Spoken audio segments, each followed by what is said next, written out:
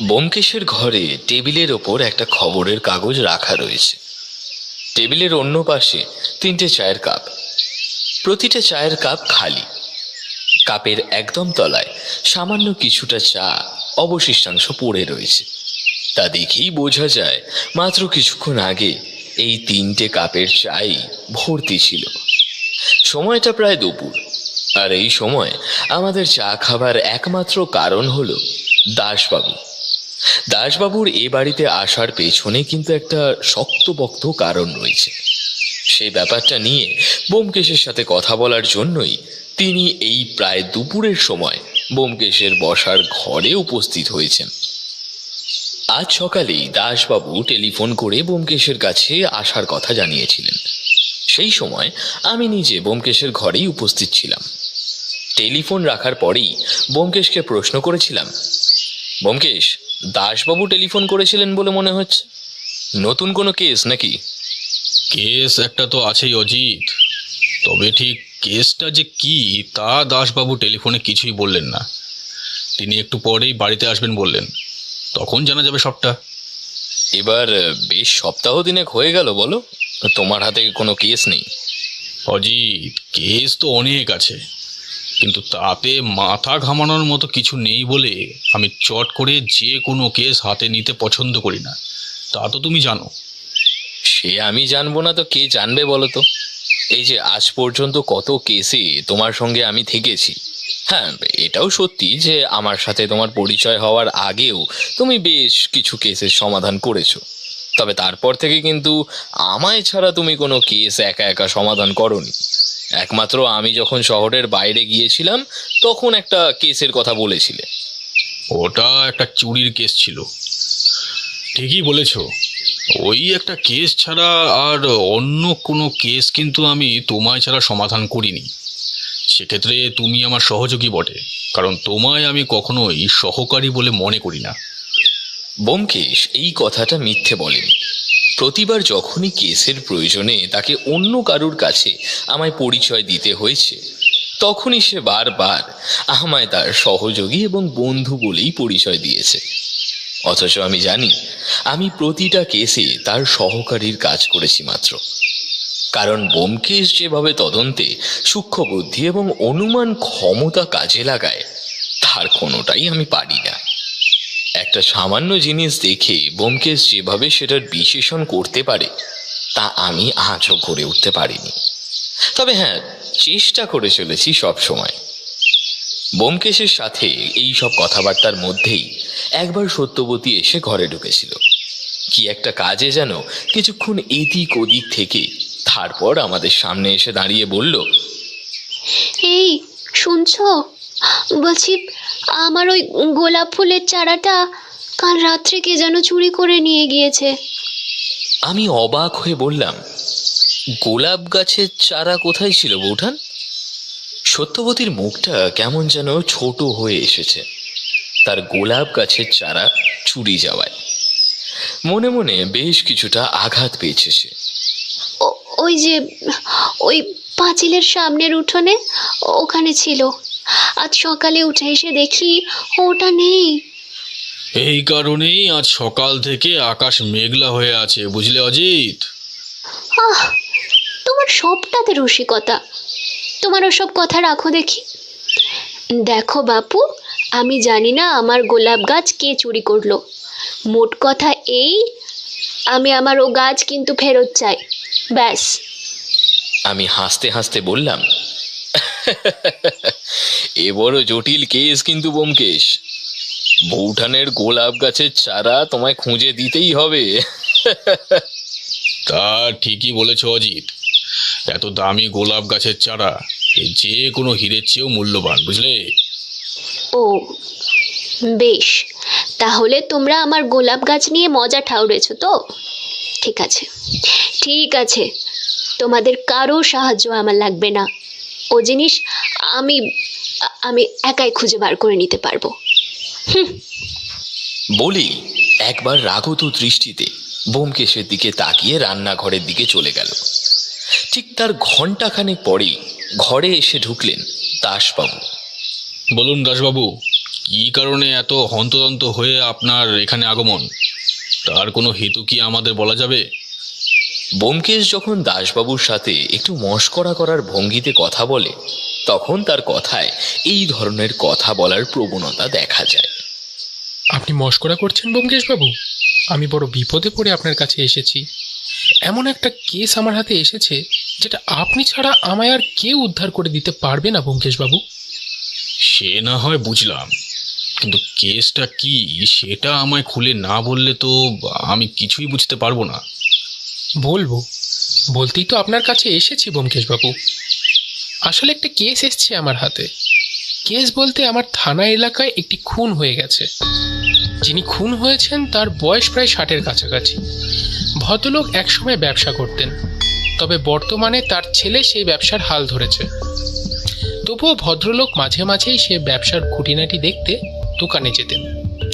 বেশ কয়েক মাস ধরে কোনো কারণে তিনি অসুস্থ। সে ব্যাপারটা তার ছেলে পুরোপুরি খুলে বলতে পারেনি, তবে অসুস্থতার কথা তার বাড়ির কাজের লোক আমাদের জানিয়েছে। শারীরিক অসুস্থতার কারণে মৃত্যু নয় তো? না ব্যোমকেশবাবু, আসলে ভদ্রলোক খুন হয়েছেন তার ঘরের মেঝেতে। তবে স্বাভাবিক কোনো কারণ নয়। ভদ্রলোকের মাথার পেছনে একটি আঘাতের চিহ্ন পাওয়া গেছে। আমরা পৌঁছবার আগে তার ছেলে এবং কাজের লোক মিলে দরজা ভেঙে মৃতদেহটি উদ্ধার করেছে। তবে দরজা ভাঙার পরই ভদ্রলোকের ছেলের কথাতে কাজের লোক পুলিশে ফোন করে খবরটি জানিয়েছে। তাই আমরা বেশ কিছুক্ষণের মধ্যেই সেখানে পৌঁছে গিয়েছিলাম। আমরা গিয়ে মৃতদেহটা মেঝেতে পড়ে থাকতে দেখি এবং দেখে মনে হচ্ছিল খুনটা হয়েছে বেশ রাতে। তার ঘরের মেঝেতে রক্ত ছড়িয়ে রয়েছে, কিন্তু একদিকে। রক্ত দেখে কি মনে হয়েছে? ভদ্রলোক মেঝের ওপর পড়ে যাওয়ার পরেই রক্ত বেরিয়েছে? মানে রক্তটা কি এক জায়গাতেই ছিল, না চারিদিকে ছড়িয়ে ছিটিয়ে পড়েছিল? না ব্যোমকেশবাবু, দেখে মনে হয়েছে রক্তটা মাথা থেকেই বেরিয়েছে। তাছাড়া আর অন্য কোথাও রক্তের কোনো চিহ্ন পাওয়া যায়নি, শুধু ওই মেঝের এক পাশ ছাড়া। পুলিশ কি অনুমান করছে? আর ওই ভদ্রলোকের ছেলেই বা এই বিষয়ে কি বলছে? ভদ্রলোকের ছেলে আর কাজের লোক বলেছে ঘরের দরজা নাকি ভেতর থেকেই বন্ধ ছিল। ওরা সকালে ডাকাডাকি করে সাড়া না পাওয়ার পর শেষে দরজা ভেঙে ঢুকতে বাধ্য হয়। আর পুলিশের অনুমান বলতে মৃত্যুটা কিভাবে হয়েছে তা তো আপনাকে বললাম, মাথার পেছনে আঘাত লেগে। আর তাছাড়া একটি বন্ধ ঘরের মধ্যে কেউ ঢুকে খুন করে আবার বেরিয়ে এলো কি করে, সেটাই তো আসল সমস্যা। দাসবাবুর কথাগুলো শুনতে শুনতে ব্যোমকেশের মুখে একটা চিন্তার ভাঁজ ফুটে উঠল। আমিও ভাবতে লাগলাম, হঠাৎ করে বন্ধ ঘরের মধ্যে ভদ্রলোক খুন হলেন কি করে? এখানে সুইসাইডের ব্যাপারটা তো যাচ্ছে না, কারণ ভদ্রলোকের আঘাত লেগেছে মাথার ঠিক পেছনে। নিজের হাতে নিজের মাথার পেছনে এমন একটা আঘাত খুব একটা সহজ কাজ নয় বললেই চলে। পোস্টমর্টেম রিপোর্ট কি বলছে? পোস্টমর্টম রিপোর্ট অনুযায়ী খুনটা হয়েছে বেশ রাতে। সে সময় থেকে সকাল পর্যন্ত মৃতদেহটা মেঝেতেই ওভাবে পড়েছিল। তবে ভদ্রলোকের ছেলে বারবার থানায় এসে এই ব্যাপার নিয়ে খোঁজ খবর চালাচ্ছে। ওপর মহলের দু একজনের সাথে তার পরিচয় আছে, তাই সে ওপর মহল থেকে আমার উপর চাপ বাড়াচ্ছে। তাই আমি আপনার কাছে বাধ্য হয়ে এসেছি ব্যোমকেশবাবু। ব্যোমকেশ মুখের সামনে দুটো হাত রেখে একটু ঝুঁকে বলল, বেশ জটিল কেস বলেই মনে হচ্ছে। মাথা ঘামানোর মতো বেশ কিছু পাওয়া যাবে। এখন তো সেখানে গিয়ে খুনের কোনো সূত্রই খুঁজে পাওয়া যাবে না, যেহেতু বেশ কয়েকদিন আগে ঘটনাটা হয়ে গেছে। আচ্ছা, কতদিন আগে ঘটেছে ব্যাপারটা? তা এই দিন 7 মতো হলো। তবে খুনের তেমন কোনো সূত্র আমার মনে হয় আপনি পেতেন না, কারণ ভদ্রলোকের ছেলে এবং চাকর মিলে মৃতদেহটি ছুঁয়েছিল। তাই তাদের হাতের ছাপ মৃতদেহতে রয়ে গিয়েছিল এবং অন্য কোনো সূত্র পাওয়ার মতো ছিল না। এখন এই কেসটা আমার হয়ে আপনাকে দেখে দিতে হবে ব্যোমকেশবাবু। সে না হয় দেখব, কিন্তু মার্ডার স্পটের কোনো সূত্র পাওয়া না গেলে কেসটা জটিল হয়ে যাবে দাসবাবু। পুলিশ যা খুঁজে পায়নি তা আপনি খুঁজে পাবেন, এটা আমার মনে হয় ব্যোমকেশবাবু। আপনি কেসটা যদি হাতে নেন তাহলে আমি উপর মহলে কথা বলে আর কিছু সময় চেয়ে নিতে পারবো। বুঝতেই পারছেন, আপনার কথা শুনলে তারা আমার ওপর খুব বেশি কিছু বলতে পারবে না, অন্তত এই মুহূর্তে। আমি স্পষ্ট বুঝতে পারলাম দাসবাবু কেসটা নিয়ে বেশ সমস্যায় রয়েছেন। বিশেষ করে এই সময় যদি ব্যোমকেশ কেসটা হাতে নেয় তাহলে ওপর মহল থেকে চাপ আসাটা কিছুটা কমতে পারে। এবার বুঝলাম ভদ্রলোক কেন সকালে টেলিফোন করে মাত্র ঘন্টা খানিকের মধ্যে ব্যোমকেশের কাছে এসে উপস্থিত হয়েছেন। ব্যোমকেশ বেশ কিছুক্ষণ সময় নিল, তারপর বলল, ঠিক আছে দাসবাবু, আপনি যখন চাইছেন তখন আমি আপনার এই কেসটা হাতে নেব। তবে তার জন্য আমায় একবার ওই ভদ্রলোকের বাড়িতে গিয়ে দেখতে হবে। আর মৃতদেহটা দেখা যাবে তো? মানে মৃতদেহ এখনো পুড়িয়ে ফেলা হয়নি তো? না, ওই ভদ্রলোকের ছেলে বলেছেন বাবার খুনিকে যতদিন না পাওয়া যাচ্ছে তিনি তার বাবার শেষ কাজ করবেন না। এখনও তার ডেড বডিটি পুলিশের হেফাজতেই রয়েছে। এবার তো বুঝতেই পারছেন আমার ওপর কতটা চাপ রয়েছে ব্যোমকেশবাবু। আপনি কি আজ যাবেন একবার ও বাড়িতে? ভদ্রলোকের নাম, তার ছেলের নাম এবং ঠিকানাটা আমায় একবার এই খাতার একটি পাতায় লিখে দিয়ে যান। আর কোনটা ঠিক কবে হয়েছে তার তারিখটা লিখবেন। আমি আশা করছি কাল আমি আপনাকে ডেকে নেব ওই ভদ্রলোকের বাড়িতে যাওয়ার জন্য।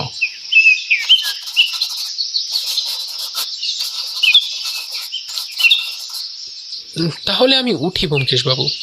এই খাতায় নাম ঠিকানা সমস্ত কিছু লিখে দিয়ে গেলাম। কাল কিন্তু আপনি মনে করে আমায় একবার টেলিফোন করবেন। আমি আপনার টেলিফোনের জন্য অপেক্ষা করব। নাম ঠিকানা লিখে দিয়ে দাসবাবু বেরিয়ে যেতেই আমি ব্যোমকেশের দিকে তাকিয়ে বললাম, ব্যোমকেশ, তুমি তো সবই শুনলে যে একটা বন্ধ ঘরের মধ্যে নাকি ভদ্রলোক মারা গেছেন। তোমার কি মনে হয় এটা খুন?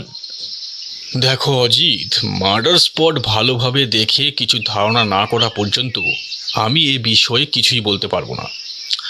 এখনো পর্যন্ত এটা আমার কাছে সাধারণ একটা কেস। কেসটা নিয়ে ভালোভাবে না জানা পর্যন্ত আমি কিছুই বলতে চাই না। সে তো আমি জানি ব্যোমকেশ, তবুও কোনো কেস হাতে দেওয়ার আগে সেটা সম্পর্কে একটা ধারণা তো প্রয়োজন।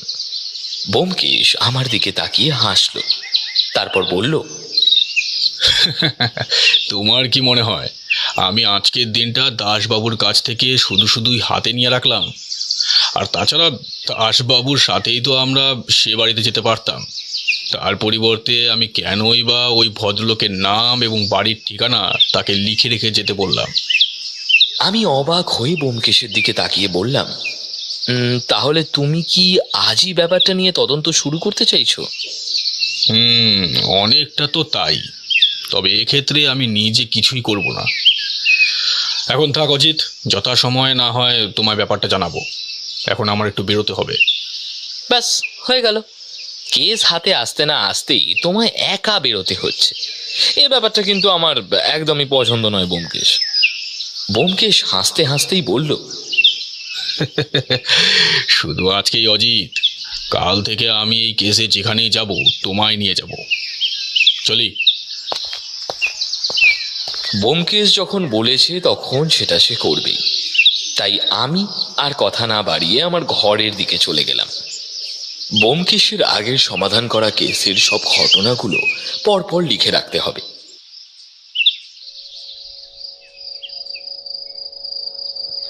ব্যোমকেশ ফিরে এলো সন্ধ্যের আগে, তবে আমার সাথে আর কেসের বিষয় নিয়ে কোনো কথাই হলো না। বরং একবার সে টেলিফোন করে দাসবাবুকে কাল সকালে এখানে আসতে বলে দিল। তারপর আমার দিকে তাকিয়ে বলল, তাহলে কাল সকালে সন্তোষবাবুর বাড়ি। হ্যাঁ, ভদ্রলোকের নাম সন্তোষ কুমার, তার ছেলের নাম সঞ্জয় কুমার, আর তার বাড়ির কাজের লোকের নাম ভবানীচরণ। এছাড়া তার বাড়িতে রয়েছে একজন দারোয়ান।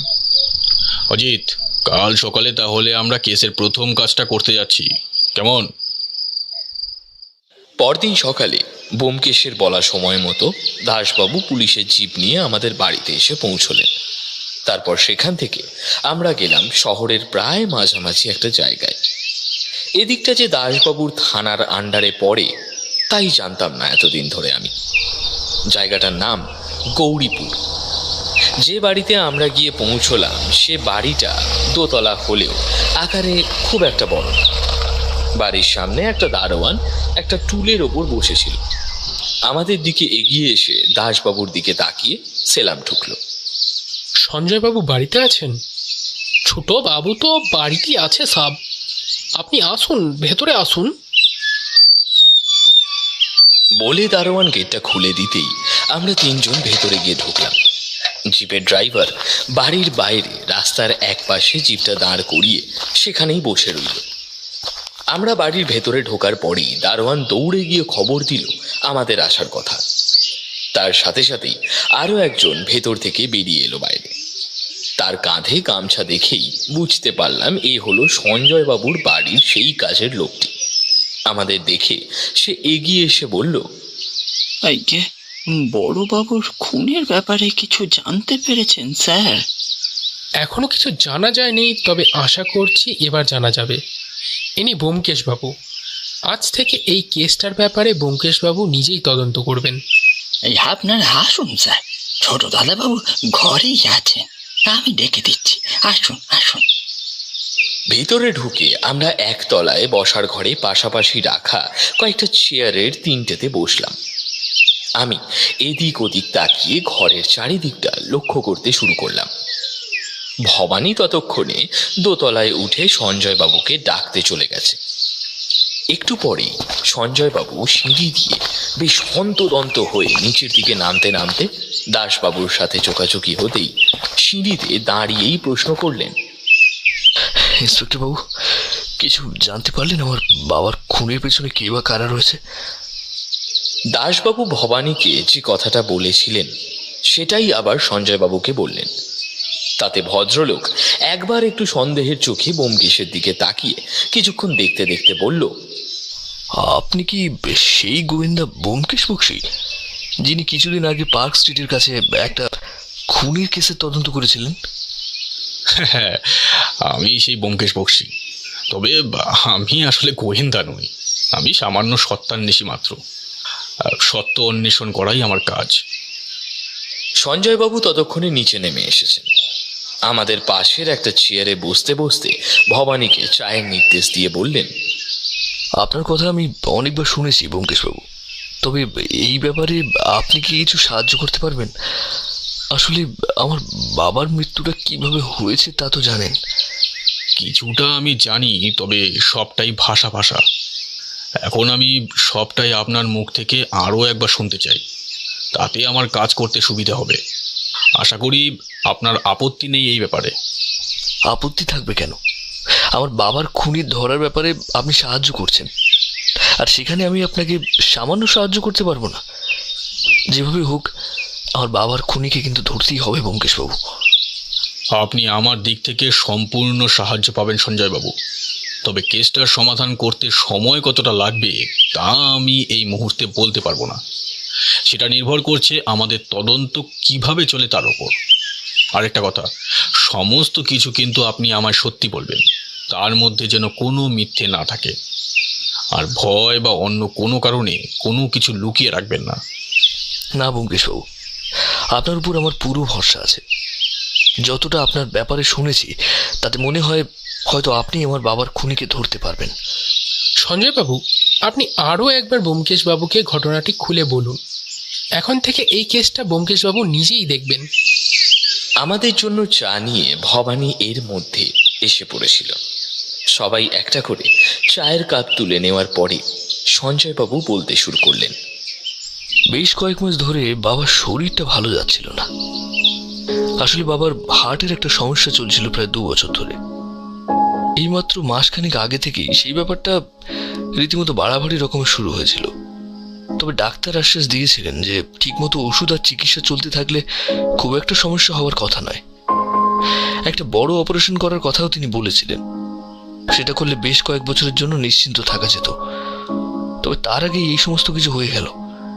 আমার বাবা বলে মিথ্যে কথা বলবো না, বাবা ছিলেন একটু রাগী প্রকৃতির, আর সত্যি বলতে কি বদরাগী ধরনের। কারোর উপর রাগ হলে তাকে 2 কথা শুনিয়ে দেওয়ার জন্য ভাবতেন না, আর মাঝে মাঝে খারাপ ব্যবহার করে বসেছিলেন অনেকের সঙ্গে। সেই কারণে বাবার বন্ধু বান্ধব খুব একটা বেশি ছিল না। বাবার এই স্বভাবের জন্য ব্যবসা খুব ভালোভাবে না চললেও কোনো রকমে মোটামুটি চলছিল। তাই আমি যখন একটু বুঝতে শুরু করলাম তখনই বাবার কাছ থেকে ব্যবসার দায়িত্বটা নিজের কাঁধে নিয়ে আমি ব্যবসা চালাতে শুরু করলাম, আর তাতেই মোটামুটি ভালোভাবে দাঁড় করিয়ে ফেললাম ব্যবসাটা। কিসের ব্যবসা আপনাদের? মশলাপাতির ব্যবসা ব্যোমকেশবাবু। অনেক ধরনের গুঁড়ো মশলা যেমন রান্নার কাজে ব্যবহার করা হয়, সেগুলো আমরা জাহাজে করে অন্য জায়গা থেকে আনি। সেগুলো কিন্তু আসলে থাকে গোটা। বিভিন্ন ক্ষেত্রে সেগুলো আমরা গোটা বিক্রি করি, আর মাঝে মাঝে সেগুলো গুঁড়ো করে ভাঙিয়ে বিভিন্ন ছোট ছোট দোকানে দিয়ে থাকি। সমস্ত কাজটা আপনি নিজেই করে থাকেন? না, এই কাজের জন্য আমার বেশ কিছু লোক আছে, তারাই সমস্ত ব্যাপারটা দেখাশোনা করে। আমি পুরো ব্যবসাটা পরিচালনা করি বলতে পারেন। তবে বেশ কিছুটা ব্যবসায় লাভের মুখ এখন দেখতে পাচ্ছি। আপনার বাবার তো তাহলে বেশ কিছু শত্রু থাকতে পারে, বিশেষ করে এই ব্যবসার জন্য, আর তাছাড়া আপনার কথায় তার অভদ্র ব্যবহারের জন্য। এই ব্যাপারটা আপনার মনে হয় না? দেখুন, বাবার ব্যবহার যে খুব একটা ভালো ছিল তা নয়, তবে এর জন্য ব্যবসায়ী ক্ষেত্রে বেশ কিছু শত্রু থাকতে পারে। তবে বাবার জন্য কিন্তু কোনোদিন কারোর ক্ষতি হয়নি। বিশেষ করে ব্যবসার ক্ষেত্রে ক্ষতি না হলে আমার মনে হয় না কেউ বাবার সঙ্গে শত্রুতা করবে। তারপর বলুন। বাবার কথা তো আপনাকে বললাম। যেদিন বাবার খুন হয় সেদিন রাতেও আমি বাবার সাথে ব্যবসায়িক ব্যাপারে কিছু আলাপ আলোচনা করেছিলাম। তারপর বেশ রাত্রি নিজের ঘরে ঘুমাতে চলে আসি। হঠাৎ সকালে ঘর থেকে ভবানী কাকা এসে বলল যে বাবা ঘরের দরজা খুলছেন না, আর অনেকবার ডেকেও সাড়াও পাওয়া যাচ্ছে না।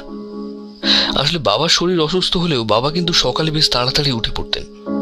সকালে উঠে তিনি খালি পেটে এক গ্লাস গরম জলে লেবু দিয়ে খেতেন, তারপর মুখ ধোয়া, ব্রাশ করে এবং অন্যান্য কাজকর্ম করে সকালের খাবার খেতেন।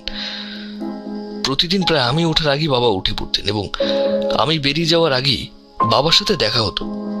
কিন্তু সেদিন বাবার ঘরের দরজা বন্ধ দেখে ভবানী কাকা আমায় ডেকে নিয়ে উপরে যায়। আমিও গিয়ে দেখি যে দরজা বন্ধ।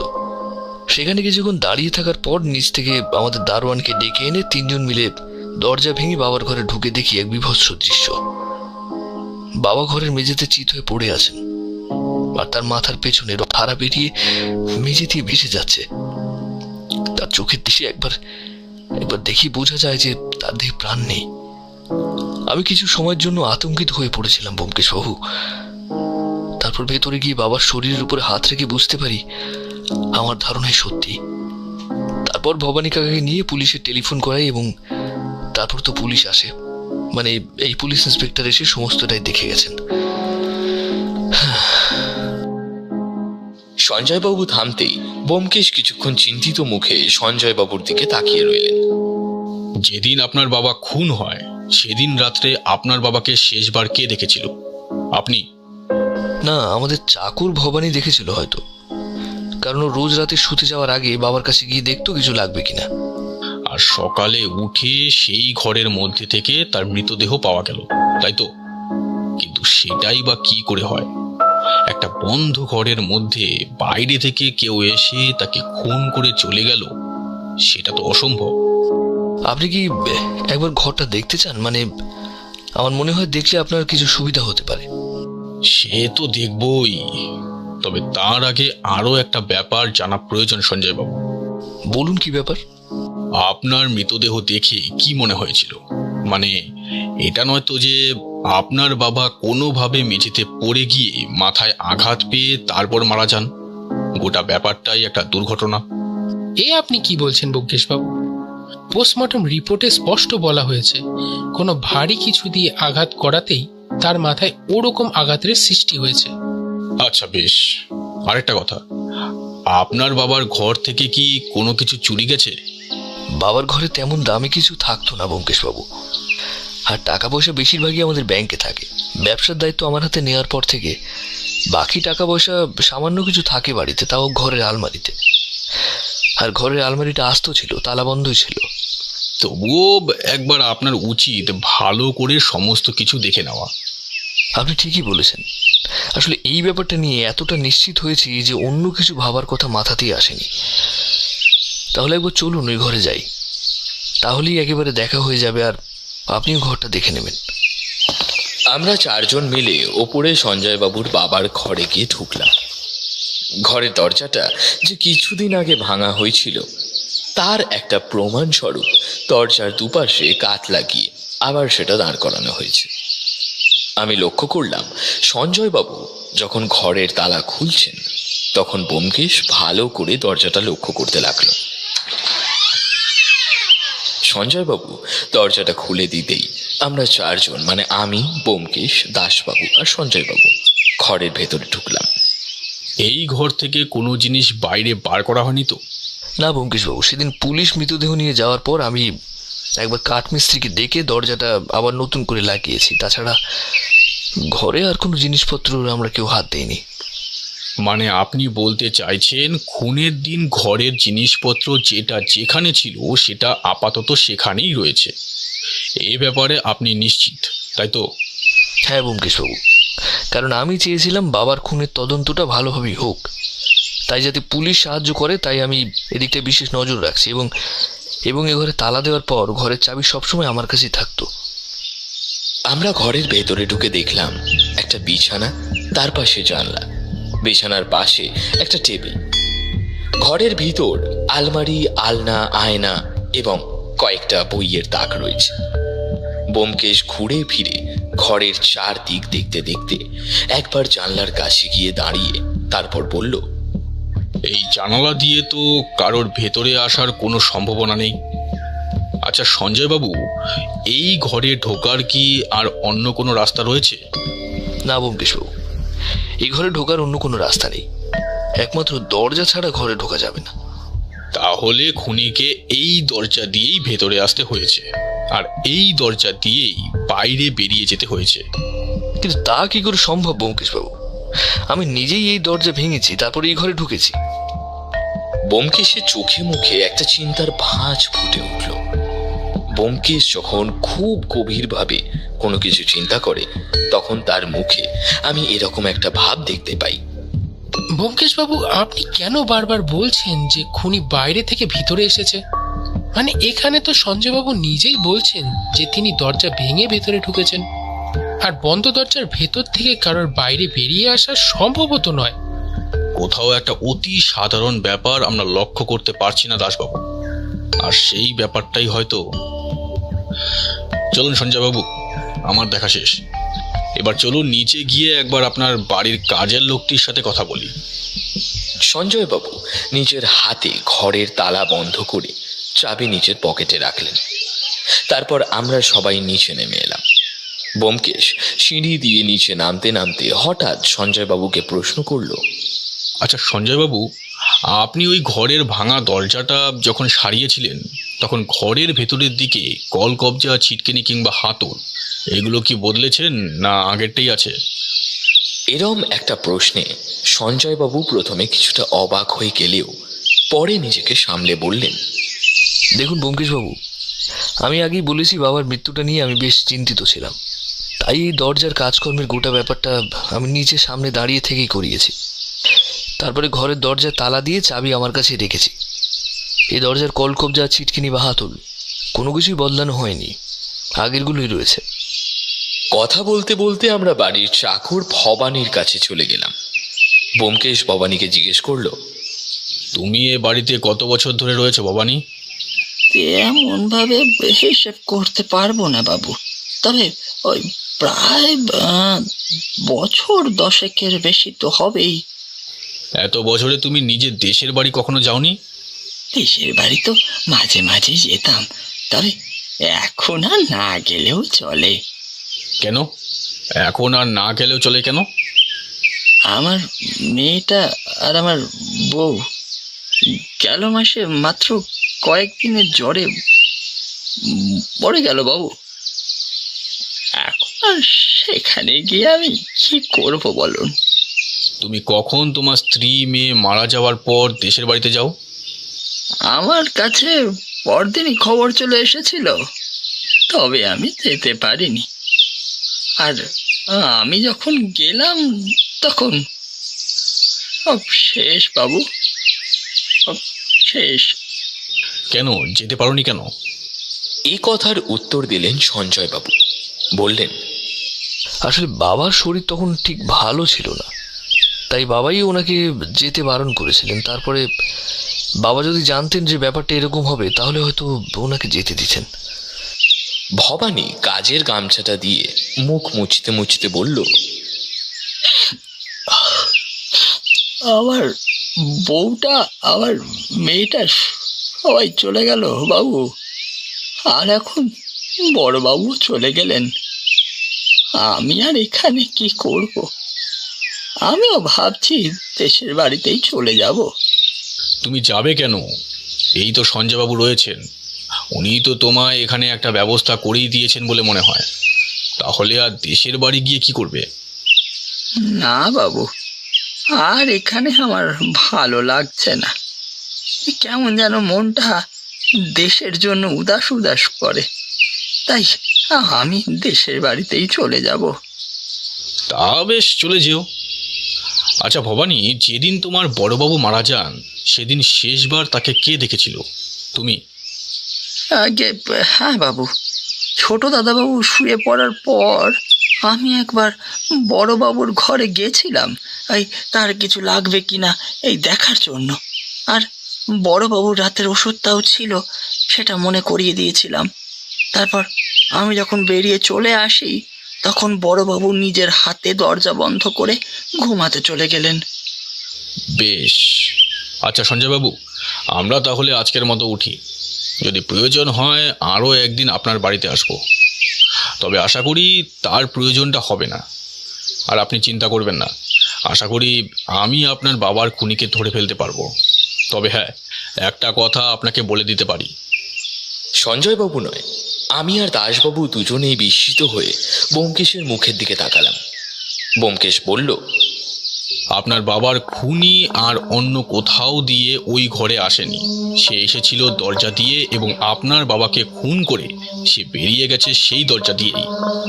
এবার আসল সমস্যাটা হলো যে সে ঠিক কীভাবে ঘর থেকে বেরিয়েছে, আর বেরিয়ে যাওয়ার পরে ঘরের দরজাটা ভেতর থেকে বন্ধ হলো কিভাবে। এই বলে ব্যোমকেশ বেরিয়ে এলো। সঞ্জয়বাবু অবাক মুখে দাঁড়িয়ে রইল। ব্যোমকেশের পেছন পেছন আমরাও বেরিয়ে এলাম।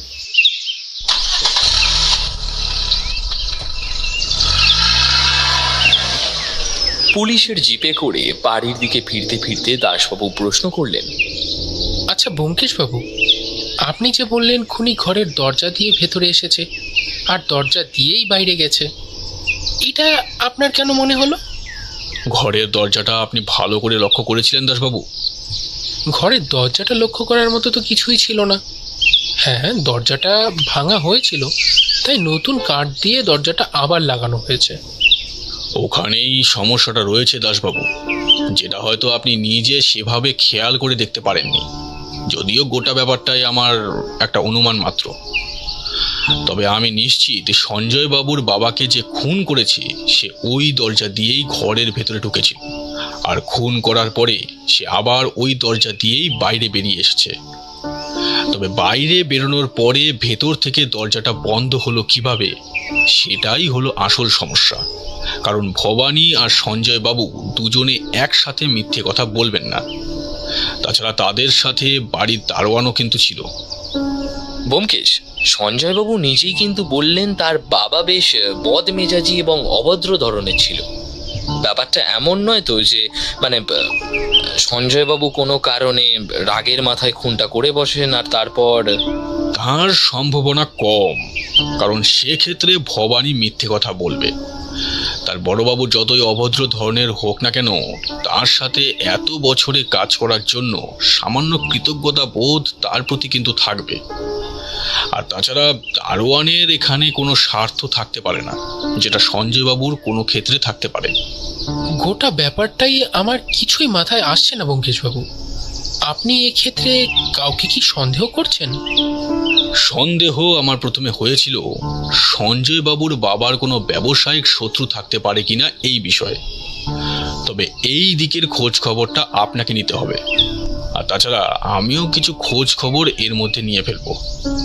তবে একটা ব্যাপারে আপনাকে না থাক, আমি আপনাকে টেলিফোনে জানিয়ে দেব, যদি আমার অনুমান সঠিক হয় তবে। বাকি গোটা রাস্তা ব্যোমকেশ আর কিছুই বলল না। জিপের পেছনের দিকে দুটো হাত রেখে হেলান দিয়ে চোখ বন্ধ করে রইল। কিন্তু তার মুখে কপালের চামড়ার ভাঁজ দেখে আমি স্পষ্ট বুঝতে পারছিলাম কোনো একটা ব্যাপার নিয়ে সে গভীরভাবে কিছু চিন্তা করে চলেছে। মাঝখানে 2 দিন কেটে গেল। ব্যোমকেশ কিন্তু তার কথা রাখেনি। এই 2 দিনের মধ্যে প্রথম দিন সে আমায় না নিয়েই সকালবেলা বেরিয়ে পড়ল।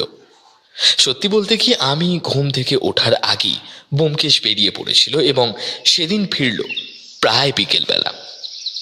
আমি ব্যোমকেশের বসার ঘরে অপেক্ষা করছিলাম, কিন্তু ব্যোমকেশ আমায় দেখেই বলল, এখন কিছু জিজ্ঞেস করবে না অজিত। এই মুহূর্তে আমি কেসটা নিয়ে ভীষণ রকম খেটে রয়েছি। অনেক কিছু সম্ভাবনা আর অনুমান মাথার মধ্যে ঘুরছে, কিন্তু কোনোটাই ঠিকভাবে কাজে লাগছে না। আমায় একটু স্নান করে খেয়ে দিয়ে বসতে দাও, তারপর আমি তোমার সাথে এ বিষয় নিয়ে কথা বলবো। সেদিন রাত্রে ব্যোমকেশের কাছ থেকে জানা গেল, ব্যোমকেশ সঞ্জয় বাবুর বাবার পরিচিত কয়েকজন ব্যবসায়ীর ব্যাপারে পুলিশ এবং অন্য পথের মারফত খোঁজ খবর নিয়ে দেখেছে। তবে তাদের পক্ষে ওনার খুন করার মতো কোনো শত্রু মোটিভ, কোনো সুযোগই নেই। তাছাড়া সঞ্জয় বাবুর ব্যবসা এই মুহূর্তে বেশ ভালোভাবেই চলছে। আরও যে একটা মোটিভ সঞ্জয় বাবুর উল্টো দিকে থাকার কথা ছিল, সেটা হলো সঞ্জয় বাবুর বাবার করে যাওয়া কোনো উইল, কিন্তু সঞ্জয় বাবুদের পারিবারিক উকিলের কাছ থেকে জানা গেল সঞ্জয় বাবুর বাবা তার ঘর বাড়ি, সম্পত্তি এবং ব্যবসা সবকিছুই অনেক আগে সঞ্জয় বাবুর নামে করে দিয়েছে।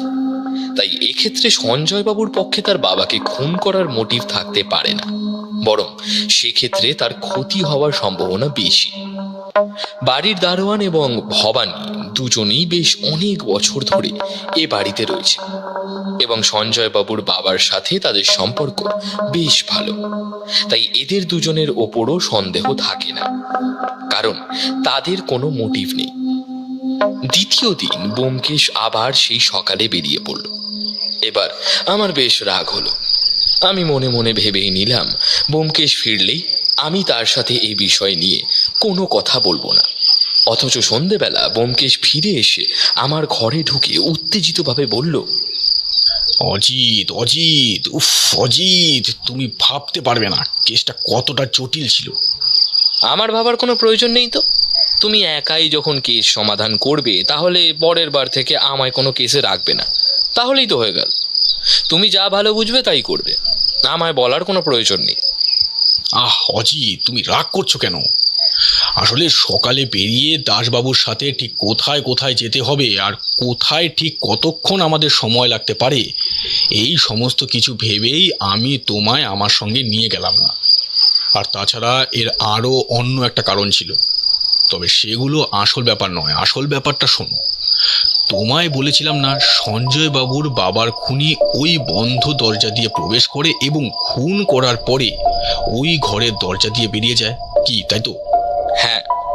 এবার আমায় একটা কথা বলো, একজন মৃত মানুষ যখন একটা বন্ধ ঘরের মধ্যে রয়েছে, যে ঘরের দরজা ভেতর থেকে বন্ধ, তাহলে নিশ্চয়ই খুনিকে ঘরের দরজা ভেতর থেকে বন্ধ করে তারপরে বাইরে যেতে হবে, কিংবা তাকে বাইরে গিয়ে তারপর ভেতর থেকে দরজা বন্ধ করতে হবে।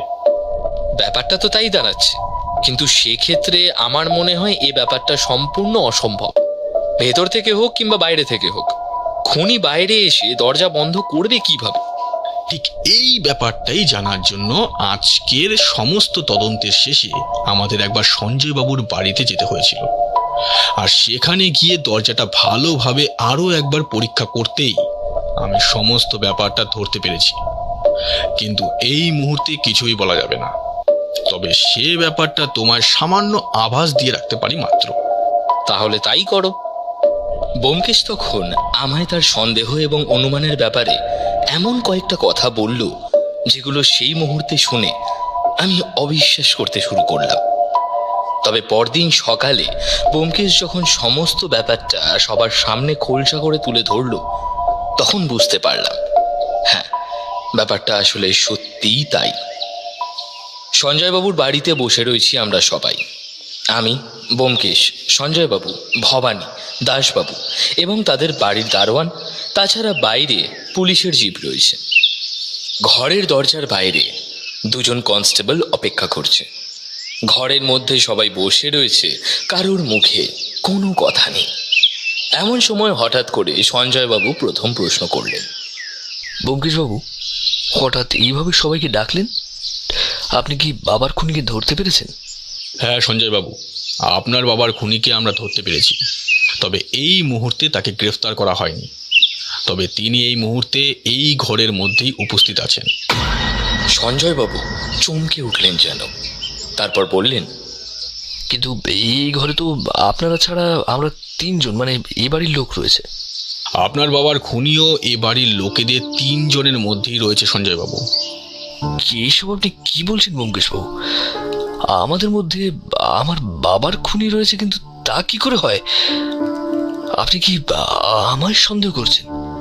দেখুন সঞ্জয় বাবু, প্রতিটা কেসে আমায় সবাইকেই সন্দেহ করতে হয়। আসলে সন্দেহ না করলে আমরা আসল খুনি পর্যন্ত পৌঁছতে পারবো না। তাই আপনার বাড়ি থেকে যাওয়ার পর পুলিশের লোক এবং আমি মিলে প্রথমে আপনার ব্যাপারে খোঁজ খবর করতে শুরু করি। তারপর আমরা আপনার ব্যাপারে অনেক কিছু জানতে পারি। তবে সেক্ষেত্রে আপনার খুনের কোনো মোটিভ থাকতে পারে না, কিন্তু তাই বলে আমি আপনাকে সন্দেহের বাইরে রাখতে পারিনি। কারণ আপনি নিজেই বলেছেন আপনার বাবার অভদ্র ব্যবহার এবং রাগী মনোভাবের কথা। তাই কোনোভাবে আপনার বাবার সাথে কোনো ঝুট ঝামেলা হওয়ার জন্য আপনি রাগের মাথায় তাকে খুন করে বসলেও বসতে পারেন। কিন্তু ব্যোমকেশবাবু, আমি আমায় শেষ করতে দিন সঞ্জয় বাবু। ব্যোমকেশের গলার স্বর বেশ কঠিন।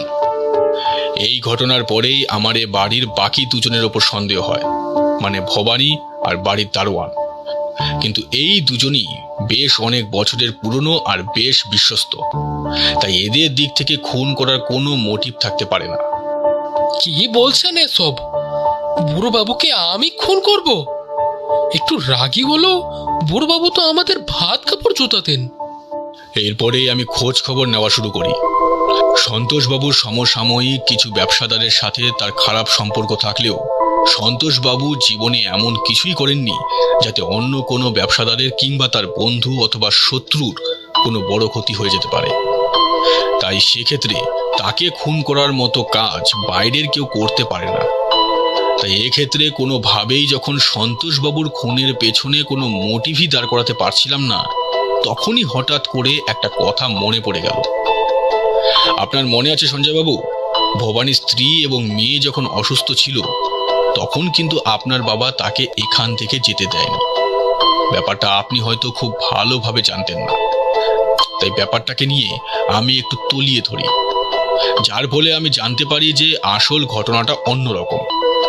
ভবানীর সাথে আপনার বাবার সেদিন শুধু কথা কাটাকাটি নয়, একটা ঝামেলা পর্যন্ত হয়েছিল। আপনার বাবা ভবানীকে বলেছিল যদি সে এখন কাজ ছেড়ে বাড়ি চলে যায় তাহলে তাকে আর তিনি এখানে কাজে রাখবেন না।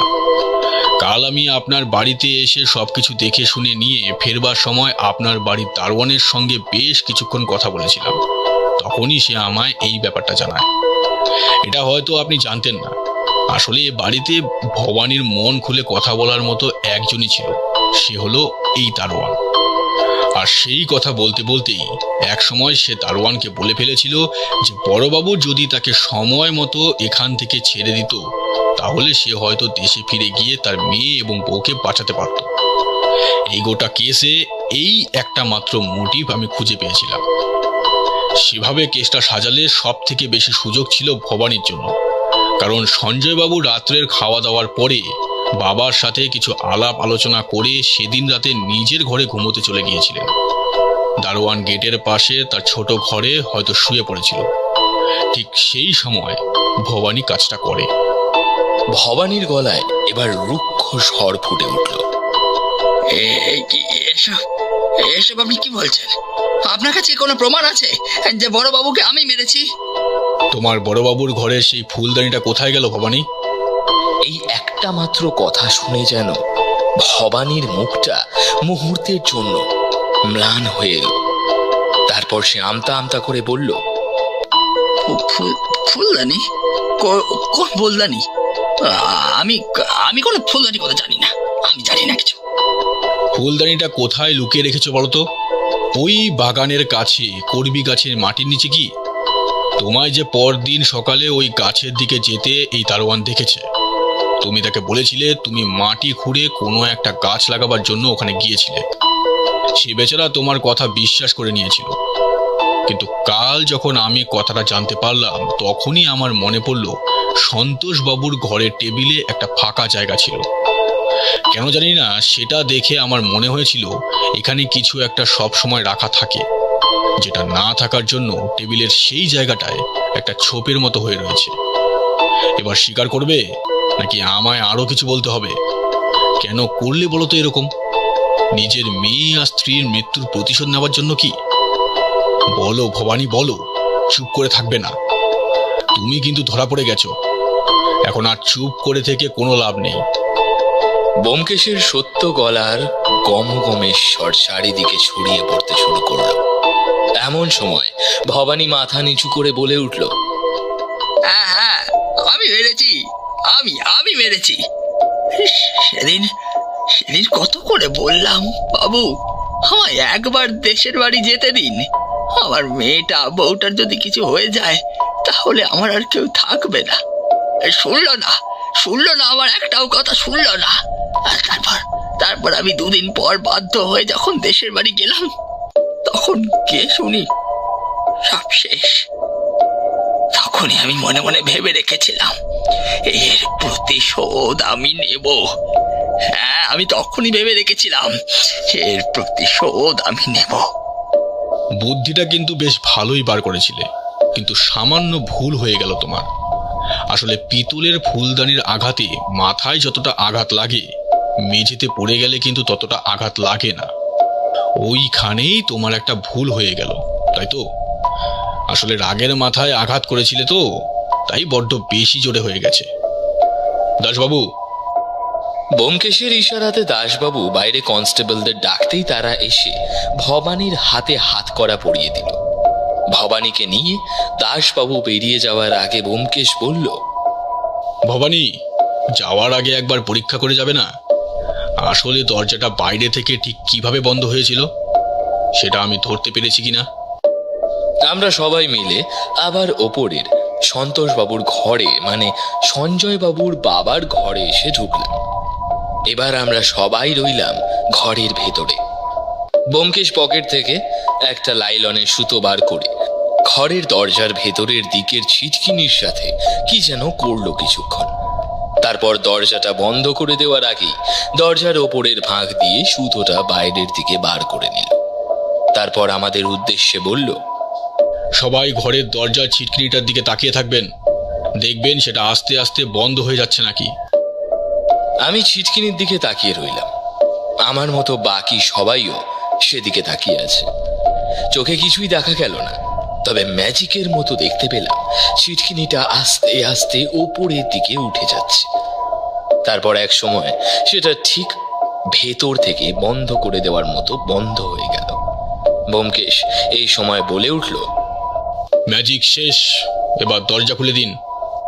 সঞ্জয়বাবু আমাদের ধন্যবাদ জানিয়েছিলেন, মানে ব্যোমকেশকে, বিশেষ করে তার বাবার খুনি ভবানী ধরিয়ে দেবার জন্য দাসবাবুকে অজস্র ধন্যবাদ জানিয়েছিলেন। দাসবাবু আরো একবার ব্যোমকেশের সাহায্য নিয়ে এ যাত্রায় ওপর মহলের কথা শোনা এবং ট্রান্সফার থেকে বেঁচে গিয়েছিলেন। শুধু ব্যোমকেশ তার ঘরের চেয়ারের ওপরে হেলান দিয়ে বসে আমায় বলেছিল, বুদ্ধিটা কিন্তু দারুণ বার করেছিল ভবানী, কিন্তু সামান্যর জন্য ধরা পড়ে গেল। ভবানী কখনো ভাবতে পারেনি তাকে ধরার জন্য স্বয়ং ব্যোমকেশ বক্সিকে আসতে হবে। যদি সেটা ভাবতো তাহলে হয়তো আরো শক্ত কোনো প্ল্যান করতো। ব্যোমকেশ আর আমি দুজনেই এ কথা হেসে উঠলাম। আর এর মাঝে সত্যবতী আমাদের হাসি শুনে রান্নাঘর থেকে এই ঘরে এসে বলল, কি ব্যাপার, এত হাসির কি হলো শুনি? তোমার গোলাপ গাছের চারা চুরি করার লোক পাওয়া গেছে, মানে যে চুরি করেছে। সত্যবতী অবাক হয়ে বলল, বলো কি, সত্যি? কই, কোথায়? একবার ব্যালকনিতে গিয়ে নিচের দিকে তাকিয়েই দেখো না। সত্যবতী ব্যোমকেশের কথা শুনে ব্যালকনি দিয়ে নিচের দিকে ঝুঁকে তাকিয়ে বলল, ও বাবা, এ যে